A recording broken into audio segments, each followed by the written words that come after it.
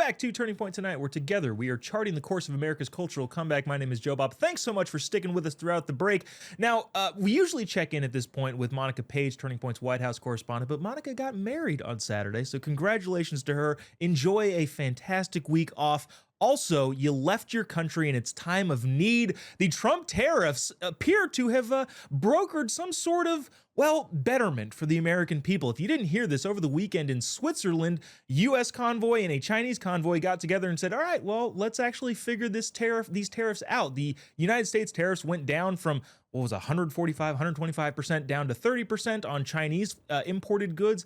And the Chinese said, hey, we're going to do 10%, which hopefully will level out the trade deficit that the United States has with the Chinese Communist Party. All good news, and maybe you should check in on your lib friends, loved ones, neighbors. They don't take good news coming from the Trump administration very well. They could be in a deep, dark place, and we want to make sure that that is not the case for them and your loved lib ones. You know, I'm sure that's been talked about at length on every other show on this network, so we won't belabor on it. I just wanted to hit that point. I did want to touch on this because I think this is actually interesting. The next thing that libs are wetting their pants about, because you didn't see the success of the tariffs, or at least this particular success of the tariffs, on any of the big mainstream media. Instead, you saw panic about the Qatar airplane.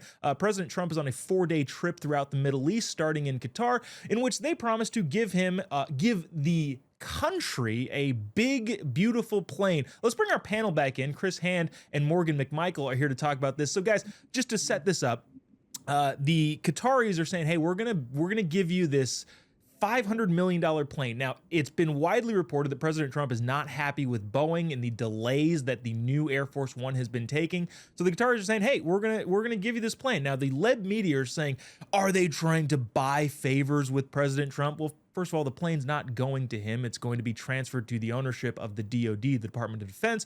We'll have the plane, and then when Trump leaves office, it'll be donated to the Trump Presidential Library, possibly for use, but also could be in his library as a display, just like Reagan's is. I believe the airplane that Kennedy uses is in Kennedy's library.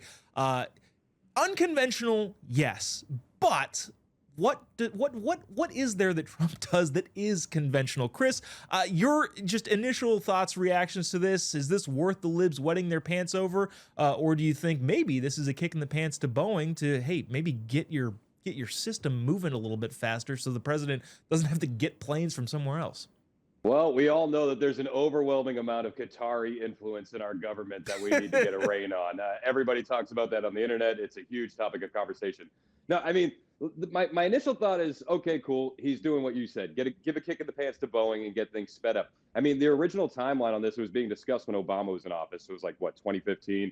And then he signed the new deal to get it done during his first term. And now they're saying that the Air Force One wouldn't be ready until 2035.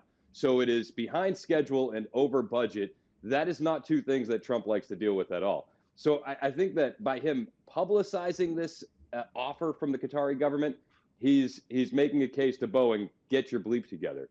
Now, that being said, the plane coming from Qatar, if it was to happen, I'm not a huge fan of that. We all know the Qatari government from famous things like, I don't know, shielding the leaders of Hamas.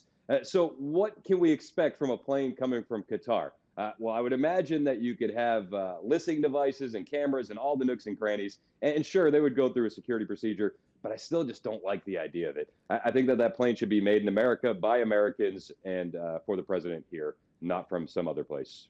Yeah, and I think everybody watching is probably hoping that that's the case. Hey, if you guys want to give us a $500 million airplane, fine. But maybe the whole idea is to kick Boeing in the pants, saying, hey, maybe stop focusing so much on the DEI and focus on the plane building. Also, this is actually the first government contract that has been delayed and over budget. That's never happened before in the history of this country, and hopefully will never happen again. Morgan, I don't know, your thoughts. Is this as big of a deal as the lib media is making it to be? Obviously, I think President Trump is going to be smart about his approach to this. Do you agree? The Trump administration has been very transparent thus far throughout the last now over 100 days of his administration. So I don't see why they wouldn't be transparent about this. And of course, they're going to do the best interests of the American people. So, right, just as you said, Chris, when the plane eventually, if it does get to America, will be under the DoD, and the Air Force will then probably have to strip this entire plane for security purposes to make sure there's nothing wrong with it. And you know what? President Trump needs a plane to get from where he needs to go across not just the country, but the world. So if he doesn't have an Air Force One available for the time being, then, we might as well take this more than almost $500 million plane from Qatar. Do I like that it's coming from Qatar? Not really. And honestly, I think it's a little ridiculous that the libs think this has something to do with bribery, or that, the Qataris really want something out of President Trump and this is putting Americans at harm. Like, it's an airplane. How much can that really do, to be honest?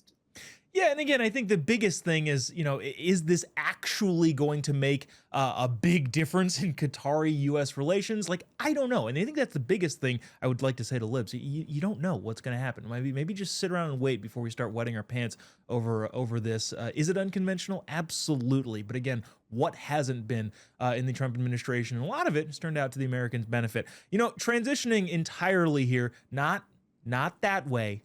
Talking about stories wise, get that grin off your face, Chris. This new story out of the New York Times talking about this. Do we remember Elizabeth Holmes, the Theranos founder, that said, well, we are going to, with a single prick of blood, be able to diagnose a litany of different things?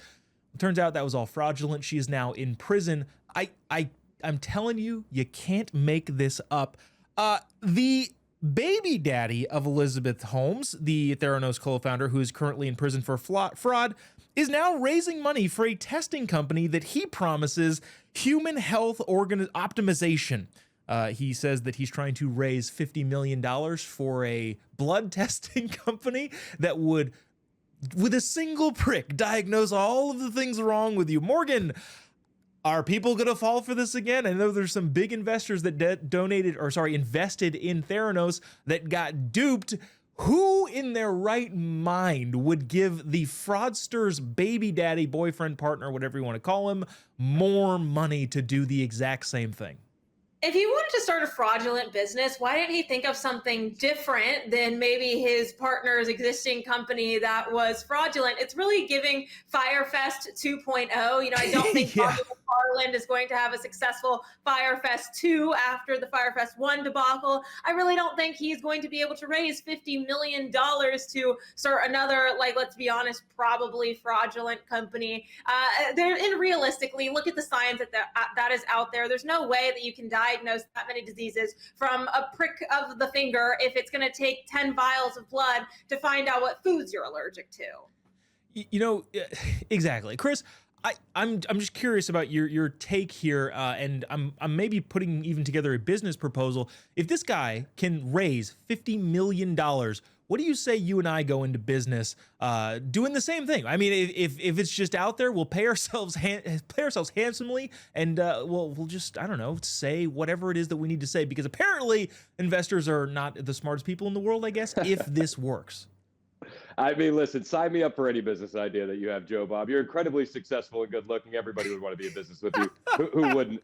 My first question, though, is where did the fraud take place? Because as we learned earlier in the show, all of the biggest fraud takes place in Texas. So it had to happen there, one would assume. Now, the finger prick for blood diagnosing all the diseases, it's a little too spooky for me. Is that a little too spooky for you? So one finger prick will give me just as much anxiety as a night spent with Google. I'm not signing up for that, and I don't know if many Americans are either. Yeah, that's assuming he actually has a legit organization or invention that'll do any of that sort of stuff. I can't believe the irony of okay, well, hold on. The person that you have kids with is in jail for fraudulence over this particular thing, and you're going to do it again. Okay, I guess if investors want to do that, so be it. And as promised, I don't want to skip out on dessert here. The Pope's brother is apparently incredibly based. Several posts surfaced from the Pope's brother talking about how how awesome Donald Trump is, among many other things. Glenn, why don't we pull up that graphic that we've got here? We'll read just a little bit of that. He said this in 2024 September. They tried to take out President Trump again. How did this happen? I wonder who was so afraid of him becoming president that they want him dead. He goes on to say, Lord, protect him and keep him safe, among many other Facebook posts, which I don't know. I think, again, I don't know if this is going to become a doctrine of the church overall. My guess is probably not. But Morgan, I don't know. Is it comforting to know? I know the libs are super fast to jump on this whole idea of, oh, he's the next Pope Francis and he's progressive. The guy was a Republican voting in the Republican primaries the last several elections in Illinois, and this is his brother. I don't think the separate apples fall that far away from the tree. Is this good news?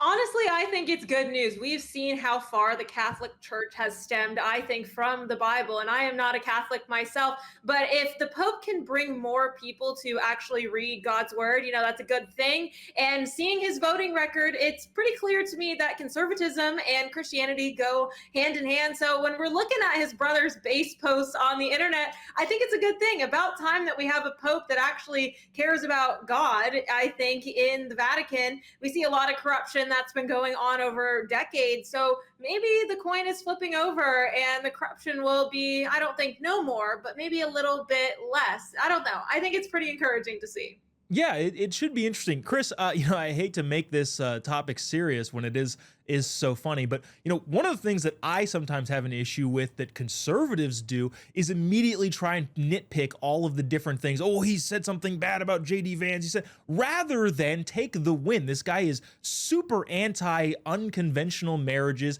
He does not like the whole LGBTQ part, especially the transgender stuff.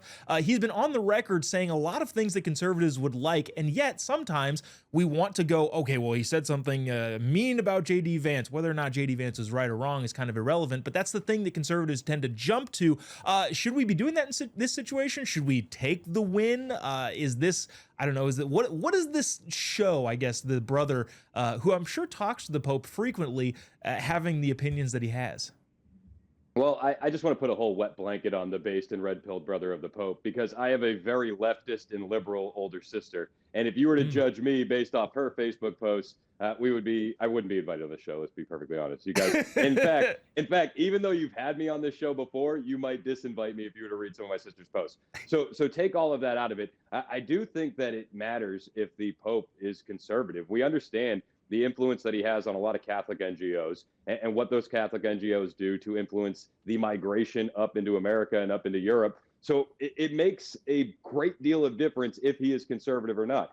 He's spoken out against Trump. He's spoken out against Vance. I'll take that with a grain of salt. It might have been politically or work friendly to do so.